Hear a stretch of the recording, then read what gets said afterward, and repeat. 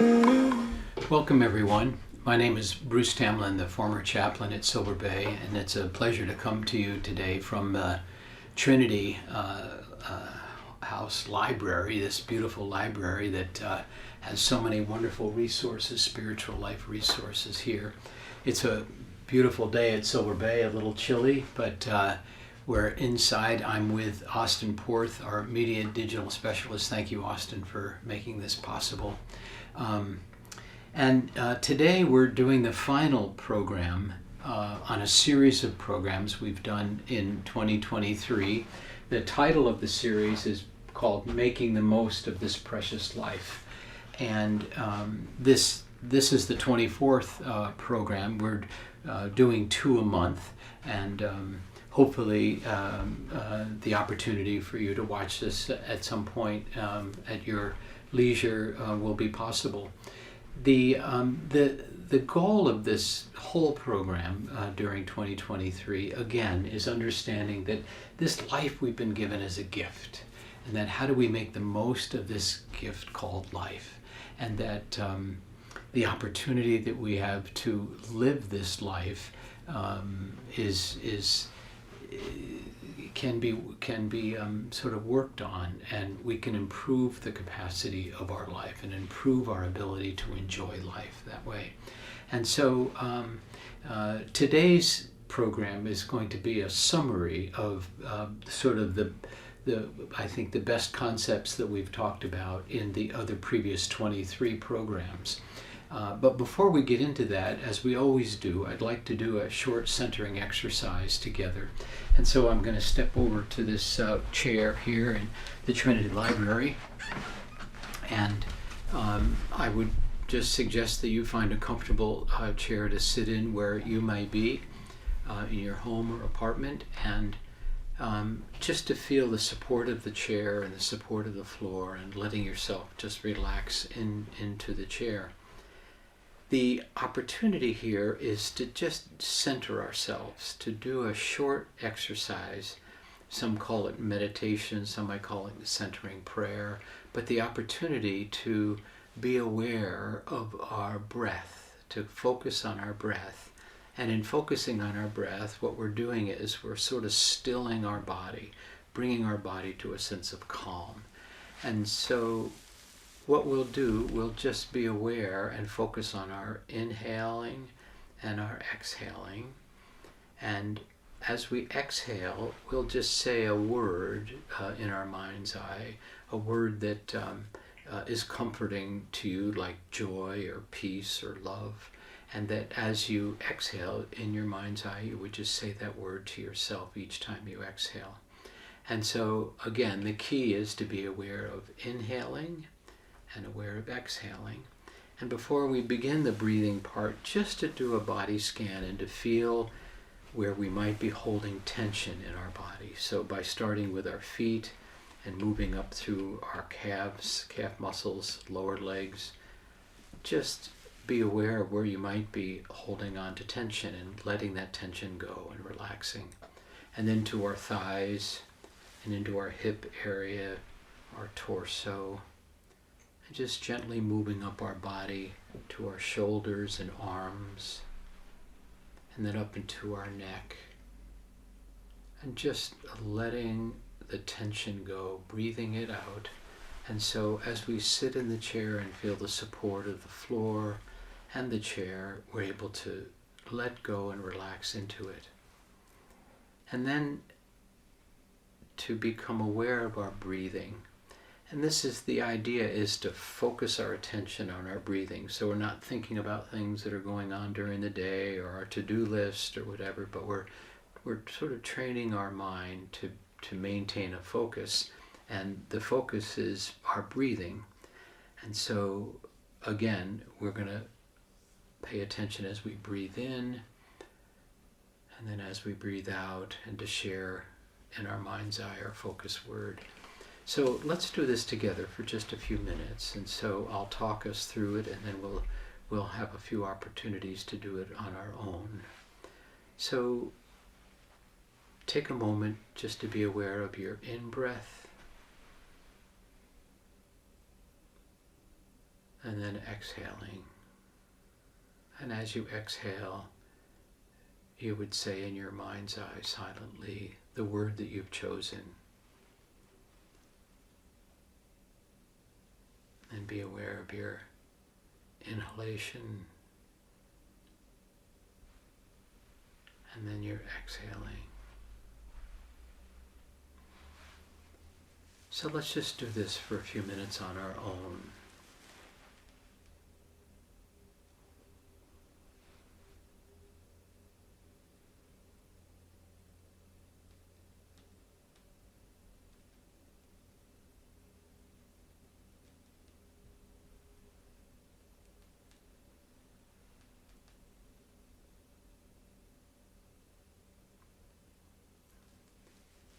As you're following your breath in and out, you might have thoughts that come to your mind.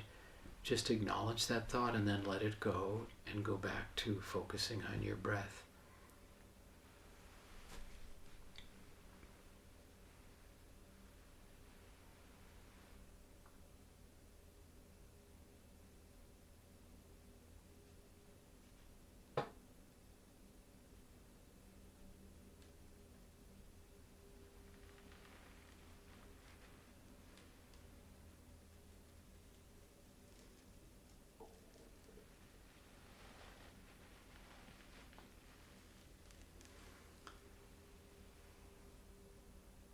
So I do want to bring us back together, but my hope would be that you might be able to find a few minutes each day, or maybe up to 15 or 20 minutes, where you do what we call a spiritual practice. Some call it centering prayer or meditation, where we do train our minds to be able to focus and to calm and to not be sort of caught in the monkey mind where we're always just jumping from thought to thought to thought that way. And again, the research around this kind of activity, whether we call it centering prayer, meditation, or quiet time, is really quite startling in terms of the benefits, both psychologically and physically, spiritually, to us that way. So maybe on a regular basis, you might be able to take time to do this and see how it might affect your life. And maybe you're doing this already. So thank you for joining me in this, and we'll now go back to our program for today.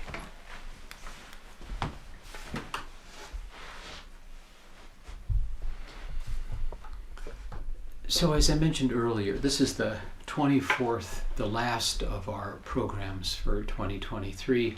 Again, we've done 2 programs a month, and again, this one is sort of a compilation, a summary of what I think might be the most important concepts that we've talked about during the year 2023 in the previous 23 programs that we've done. And so I've listed them out. Again, our title, Making the Most of This Precious Life.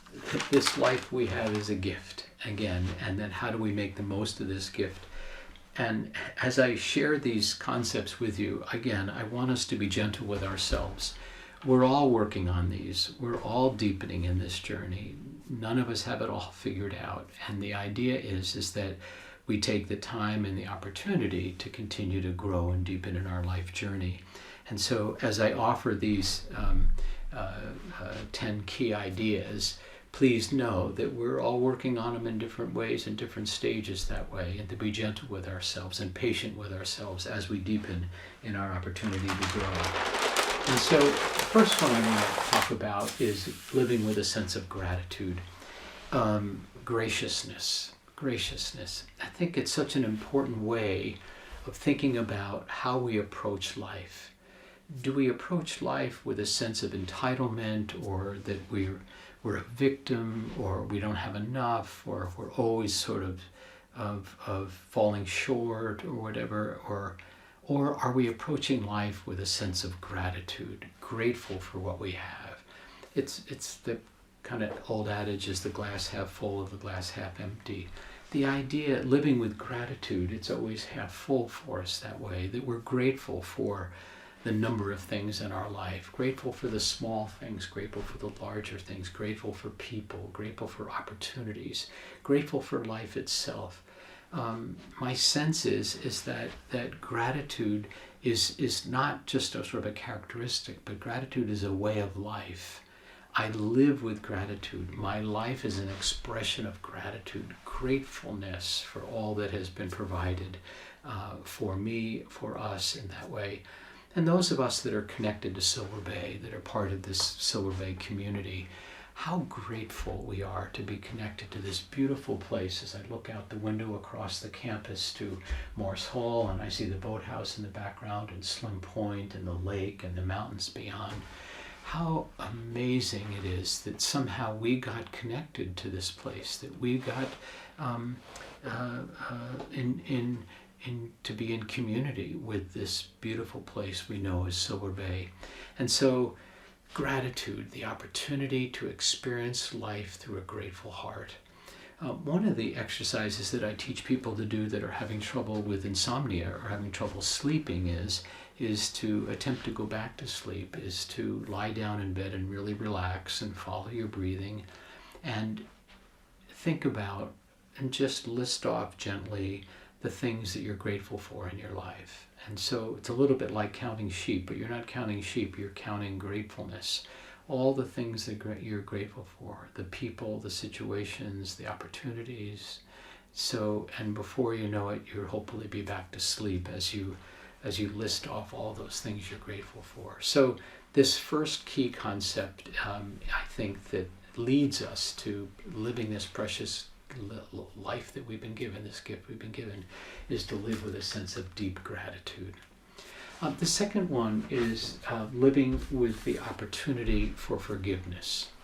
And the idea that I want to develop first around forgiveness is forgiveness of self. Oftentimes when I have a chance to work with a group of people, I'll often talk about concepts like forgiveness, and I'll say to a group, there might be 30 or 40 people in the room, and I'll say, how many of us here have felt that we've done something that we haven't quite forgiven ourselves for that way? And I'm always surprised at the number of hands that are raised, that people feel, I still haven't forgiven myself for this thing that I did some years ago or whatever in that way. And so I really encourage us in this opportunity to live this beautiful life that we've been given, this gift of life, is to be able to forgive. And the first person to forgive is yourself.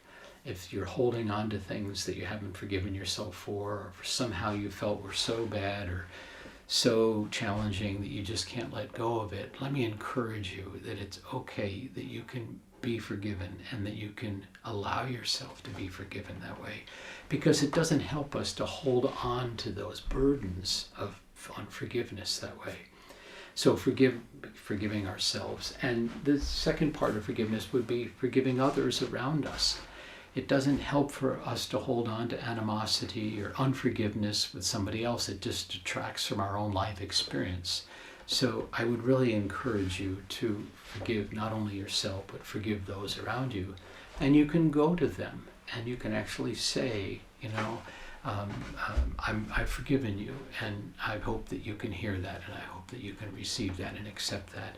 To have an honest conversation about somebody around forgiveness that way. And know that in the world of the great divine, in our spiritual world, one of the beauties of our relationship with the divine is to know forgiveness, that we have been forgiven that way. And that for some people, taking communion on a Sunday morning and experiencing that sort of forgiveness in a communion service is important. And for some people, just to know, they don't have to be a part of that, just know that they are forgiven by a greater love than human love. They're being forgiven by a divine love. So I hope forgiveness is part of your life. It's I think, a really important aspect of living this abundant life that we've been given and living this gift of life that we've been offered. The third thing is integrating our shadow. This is a little bit more complicated, but we all have this sort of shadow part to us. We have this part of this, we don't like certain aspects of ourselves. We kind of hide it over there. That's why we call it the shadow. Sometimes we're even not fully aware of it that way, but to become more aware of our shadow, the opportunity to sort of integrate it, to make it part of us rather than split it off that way.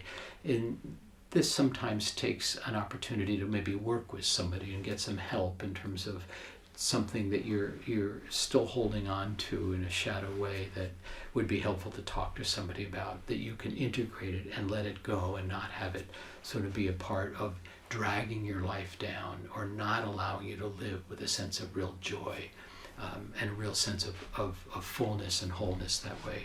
So this number 3 is integrating our shadow. Number 4 is the capacity to love. What is capacity to love? We all have this ability to love, and the other part of that is to be loved, to let love out and to let love in. And this capacity to love is, we often think about it in our culture as sort of romantic love, and that's a beautiful part of love, but that's only one aspect of love. Oftentimes in the world of sort of psycho-spiritual development, we talk about 4 loves, and the first one being friendship love, we call philia, the Greek word philia, friendship love.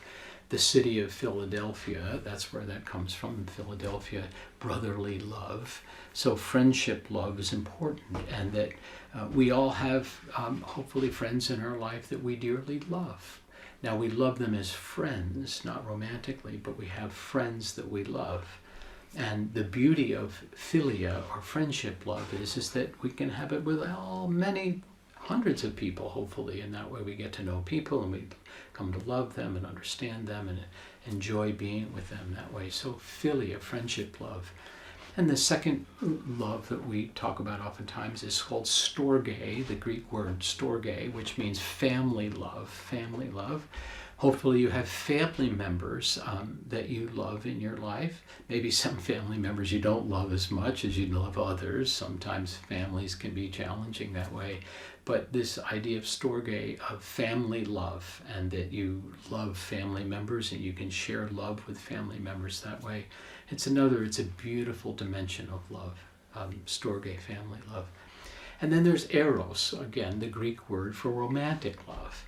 And eros is a beautiful part of love. We have eros with one person at a time. The opportunity to love somebody romantically is a beautiful thing, and the opportunity to connect with somebody romantically is a absolute gift of love in our life that way. And in eros, though, there is the important part of in loving another person romantically and being in a relationship with them. It often needs things like forgiveness and understanding and patience and kindness and vulnerability and openness. It takes a lot to make a good romantic relationship work that way. And so, I mean, we have pretty high divorce rate in our culture, and so the challenges of romantic love, eros, are many. But it can be, if we're willing to do the inner work, if we're willing to take a look at ourselves, if we're willing to transform and change some things over time, and both members of the couple are willing to do that work, eros can be a beautiful thing for us that way, eros, romantic love. And the fourth love is called agape, and that's sort of divine love. And so I often think of agape, divine love, as being overarching of both the friendship love, the family love, and the romantic love. Because when we have this idea of agape, God's love, that love sort of permeates all the others that way. And when my relationship with God is in a good place, in a loving place, and knowing of God's love for us, oftentimes my relationships with my wife, with my friends, and with my family are good also that way. When my relationship is off with divine love, it often can be off with these other loves too that way. And to understand divine love, the concept of grace is so important for us. Grace is this free gift of love that we have from God. There's a beautiful sermon you might want to read on this. It's an essay by Paul Tillich, and it's called "You Are Accepted." You are accepted. And it's this concept of grace, that we've been given grace, and that the idea that, as Tillich says in the sermon, you have to accept that you are accepted, meaning you have to know that you are loved by a love that's greater than human love that way. And so this idea, the capacity to love, is so crucial for living this beautiful, precious gift of life that we have. And so the next one after the capacity to love, my suggestion is, and please, just because I have listed these 10 things out, it doesn't mean they're right for you. These are my suggestions that way, and you probably have of course, your own ideas about this. And just because I say it doesn't mean that it's right. But the next one that I'm suggesting is simplicity. And what do I mean by simplicity? Not only simplicity around things in our life, we'll talk about that for a minute, things in our life, having lots of things. Oftentimes our life can be run by those things instead of those things supporting our quality of life, that we have so much stuff or so many things, or our life is so filled with handling so many different things, we're sort of missing life because of all of the juggling of so many things that we're sort of handling. And we're kind of living one big logistic life that way. We're missing the deeper parts of life because of all the things. So the idea is, yes, we need some things. We need some things to make life work in that way. But how do we have sort of a balance around the number of things in our life that way? So simplicity can be sort of handling life in a way that we're able to focus on the important things of life and not just all the things.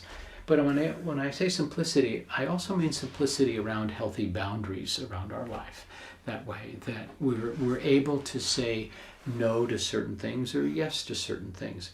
When we live a way too complicated life, that's the opposite of simplicity. Complicated life. We're always committing to this, and overcommitting, and before you know it, our life is way sort of out of control that way. And in our culture, I love our culture. I love the opportunity to live in this beautiful country that we live.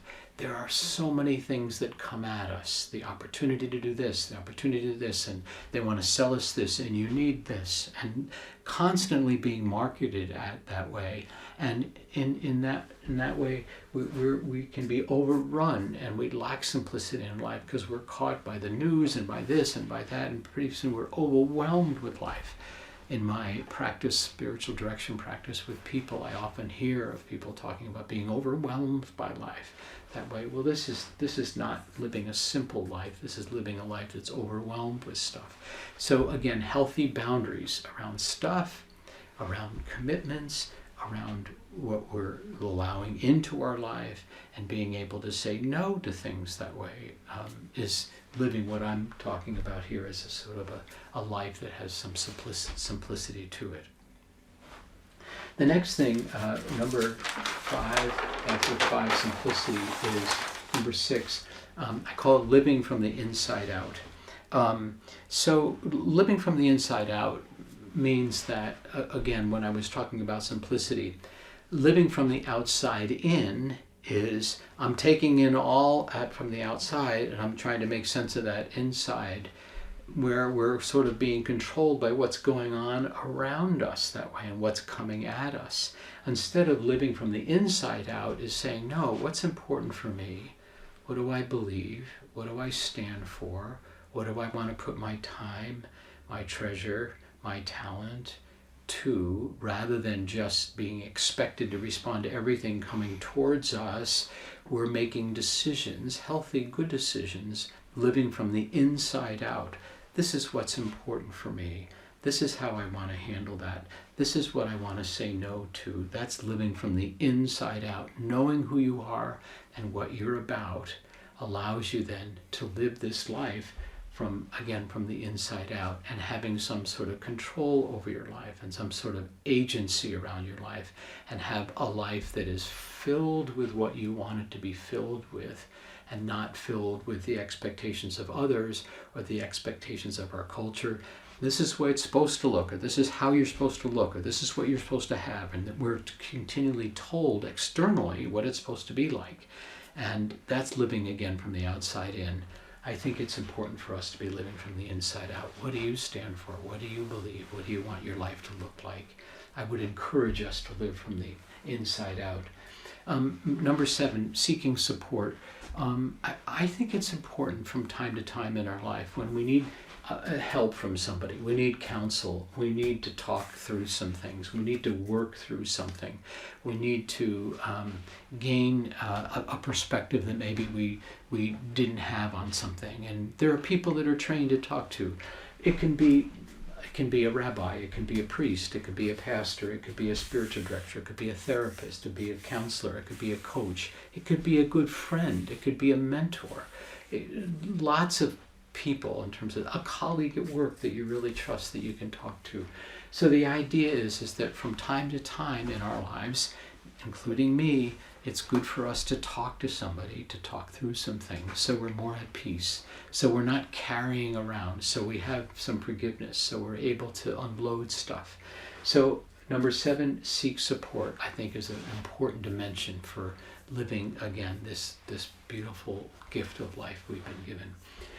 Number 8, the term vulnerability. I just, again, just because I say these things doesn't mean they're right, but I think living with some vulnerability, instead of thinking that I know it all, or instead of thinking that I have it all together all the time, is to say, you know what, I'm really feeling a bit lost on this, or to be open to the fact that I can seek support from somebody else, or that I can be honest about some things. I didn't handle that very well. I didn't be honest with myself about my vulnerability, instead of trying to protect or hide or lie my way out of it in some way. But being vulnerable and say, you know, I didn't handle that very well, or being honest and open about it.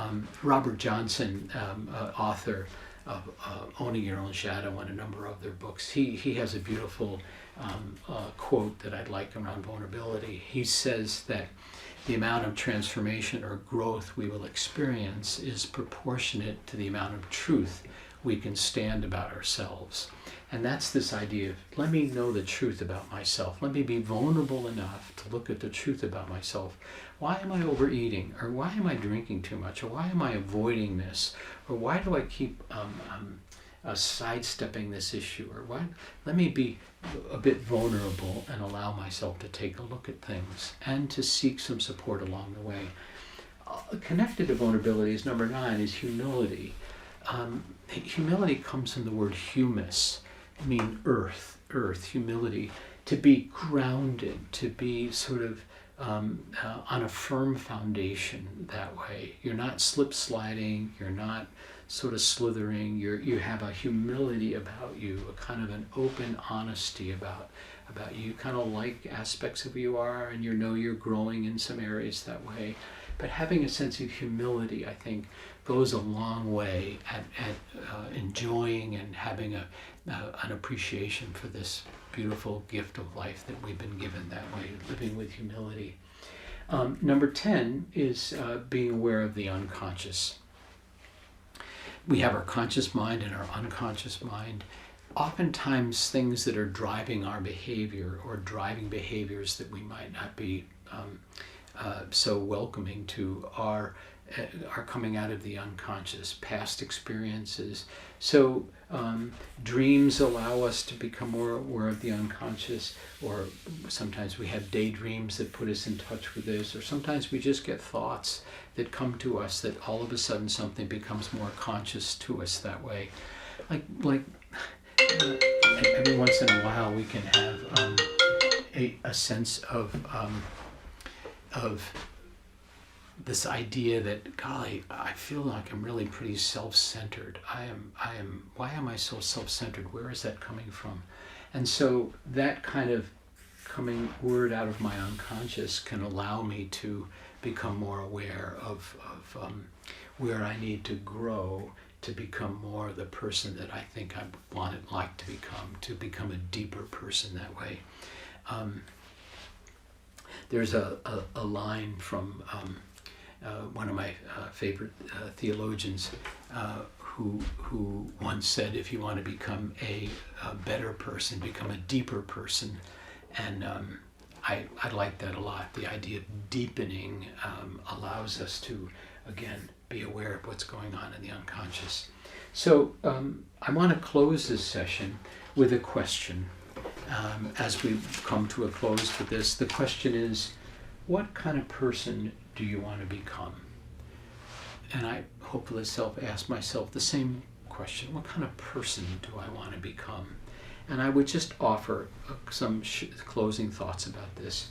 I would hope that we want to become a person of honesty, a person of integrity, a person that's open, a person that seeks to grow and understand, a person with a grateful heart, a capacity to love, a capacity to forgive, a positive attitude towards life, a person with a generous heart, knowing what it means to be of service to others, knowing what it means to be an encouragement to others, and this incredible capacity that we hopefully can come to live this precious gift of life that we've been given. So, again, what kind of person do you want to become? I close with that question and encourage you to continue to grow to be the person that you want to become that way. And I hope these programs, these 24 different programs, have been helpful for you on that journey. I really do want to just close by saying I'm so grateful to Austin Porth for his work in filming all these and making these available to us that way. So thank you so much, Austin, for your work over this whole year and the 24 sessions we've had together. I am most grateful. I also want to thank Peter Dolliper, our CEO at Silver Bay, for the opportunity to provide this program for us. So thank you, Peter, for allowing me to offer this. I also want to thank the wider Silver Bay community. In my some 27 years as the chaplain at Silver Bay, I've met and worked with thousands of people over the years. And all of you, those that I've had this opportunity to be with all these years, have taught me so much. And in all that you have taught me, I hope I've been able to take that all in and provide something here of value in terms of how I and you can be living this beautiful, precious gift of life that we've been given. So to the wider Silver Bay community, thank you so much for this opportunity and for the opportunity to serve this community as the chaplain for so many years. So I bring this to a close. Blessings to you. God be with you now and always. Take care. Bye now.